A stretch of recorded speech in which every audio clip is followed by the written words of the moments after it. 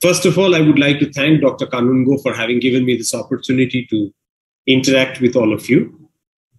I have been asked to talk on new onset diabetes. Now, we are all aware of what the definition of diabetes per se is as far as the American Diabetes Association is concerned, whether we are talking about a fasting plasma glucose more than 125, a postprandial more than 200, an A1C of more than 6.5, or classical symptoms with A1C or with random glucose more than 200. Now, that's something which we are all aware of. But when we are talking about new onset diabetes, we are talking about people who have recently developed diabetes. Now, when we are talking about recent diabetes or new onset diabetes, what are we essentially talking about?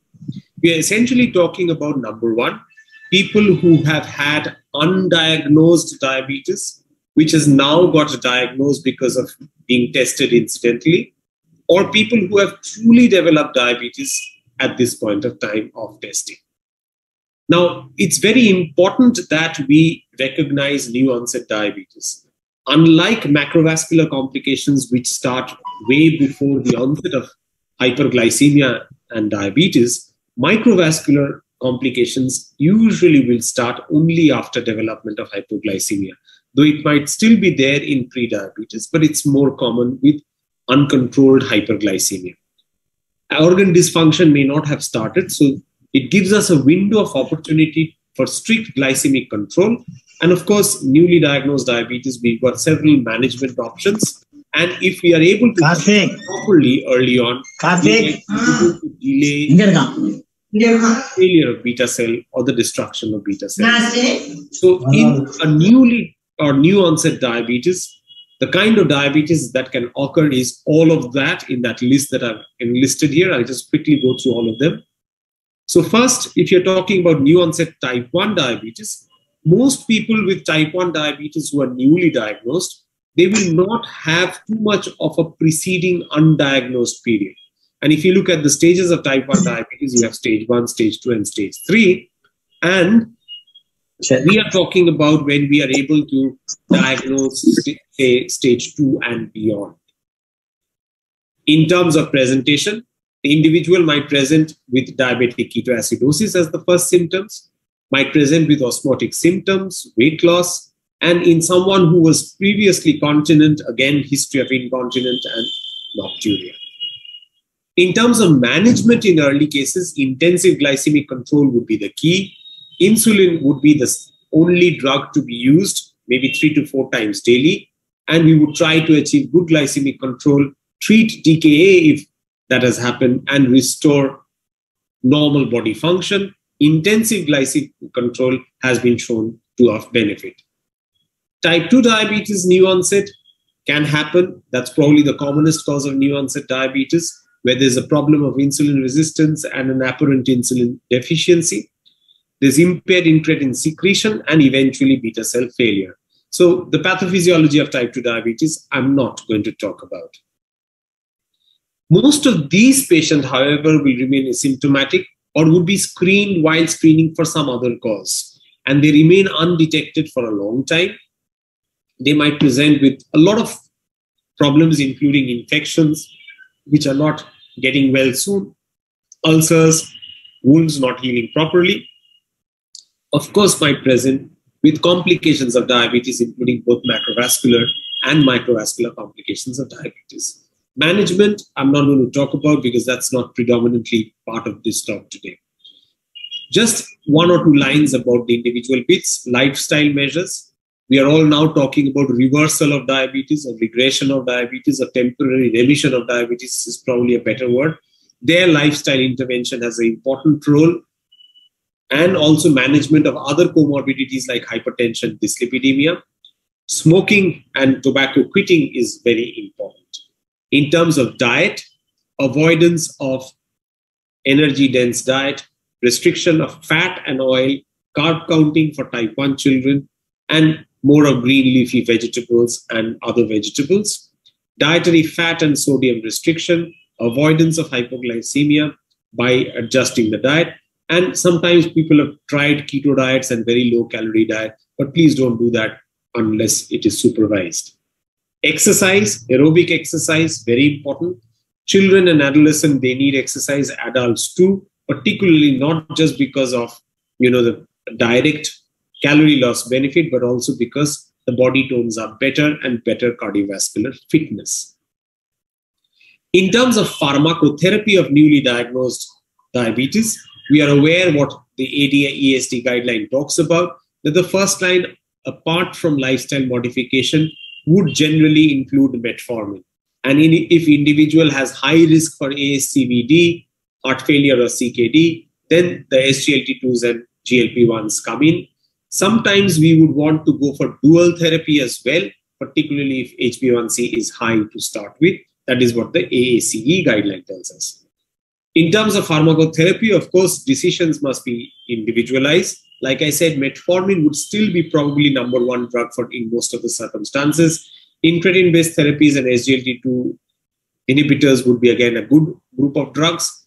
Sequentially, you can treat or go for combination therapy, something which is being backed by the VERIFY trial.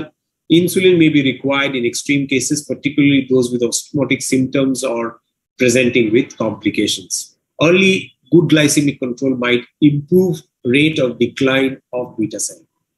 And this is when you're talking about insulin therapy and injectable therapy. I'm not going into details of that.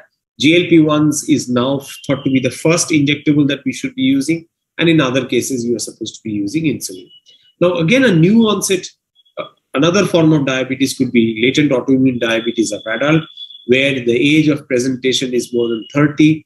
There is presence of antibody and initially response to oral agents, but then there is a rapid decline of the beta cell function and is associated with variable degree of insulinopenia and plus minus insulin resistance.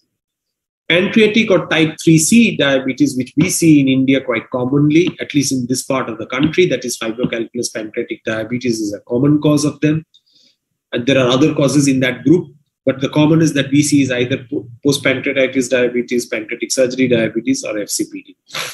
Particularly if you're talking about FCPD, it is associated with exocrine pancreatic insufficiency in most of our patients. There's usually loss of glucagon, there's malabsorption, and there might be variable abdominal symptoms. And usually they are treatable with oral agents to start with. We usually do not use incretin-based therapies in such individuals. And ultimately, they will need insulin therapy. The next group of disorders presenting as new-onset diabetes could be maturity-onset diabetes of young, which is MODY or monogenic diabetes, which itself is a topic of its own. Flatbush diabetes is a rare presentation. New-onset diabetes after transplantation, the more transplantation, particularly renal transplantation at our unit that we are seeing more and more post-transplantation diabetes. This is something that we have to be aware of. All patients before transplant, they are evaluated for hyperglycemia, and even post-transplant, they should be regularly evaluated for presence of hyperglycemia. There are certain risk factors: family history, obesity, hepatitis C positivity, ethnicity, and transplant-related drug therapy might be all risk factors. And treatment is standard like any other form of diabetes. Here we can use insulin, metformin, and linagliptin has been used quite commonly at our institute. Endocrine syndromes presenting with hyperglycemia, acromegaly, Cushing's, thyrotoxicosis, pheochromocytoma, all of them can be there. I'm not going to talk about those in details either. If you can see here, this particular gentleman has presented with hyperglycemia, malocclusion of teeth. Now, this is Cushing's. You can see the stria, recurrent fungal infection that a patient might present with. Drugs. Now, drugs are very important, particularly in today's world, particularly, for example, steroids, which are being used in quite high doses. Fortunately, this wave of COVID, we are having less of lung involvement. Otherwise, we've seen so much of steroid-induced diabetes in the last 2 years or so. And COVID and diabetes, I think no talk nowadays is complete without talking about COVID and diabetes. Diabetes is associated with an increased risk of severe COVID-19, and COVID-19 is also associated with new onset of diabetes. Now, when we are talking about new onset of diabetes in COVID, you can see almost 20% were diagnosed with new-onset diabetes after COVID. This could well be previously undiagnosed type 2 diabetes, or it could really be new-onset diabetes, which is predominantly type 2 diabetes, but we now know that even type 1-like diabetes might be precipitated with COVID infection. There are several postulated mechanisms for that, maybe downregulation of ACE2 receptor leading to increased angiotensin II, angiotensin II-mediated hepatic glucose production and impaired insulin sensitivity, defective insulin secretion, or there could be direct damage of beta cell with oxidative stress. So when you have someone with a new-onset diabetes, what would your approach be? Remember that type 2 diabetes would be probably accounting for more than 90% of all new-onset diabetes.